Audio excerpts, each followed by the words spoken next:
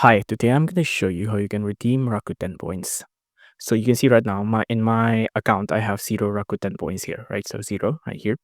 And there's two ways you can redeem Rakuten points, but the most common way I think is by using it on their online store here. This is called Rakuten Ichiba, right? It's basically an online store where you can buy stuff and you can use the Rakuten points as a coupon or as a certain percent off. So for example, if you have 5,000 points, you can get 5,000 yen off. That's a gross understatement or overstatement, but you basically get the idea, right? So the way we can use it is we need to check something out. And then during that checkout process, you'll see a button called Use Rakuten Points, and you can use that to get a certain percent off. So for example, here I want to buy this, right? It's a fish, I think. Yeah, it's a fish. Now we just need to check out, right? So let's just scroll down, scroll down, scroll down. And you can see right here, like there's a couple of points off like this, right? But let's just check out immediately by pressing this button, right? I'm going to check out.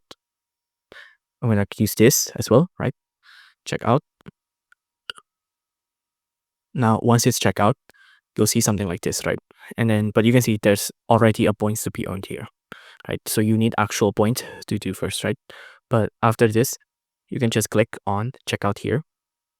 Unfortunately, this is as much as I can take you here because to actually check out, I need an actual ID from Japan or I need to be staying in Japan, right?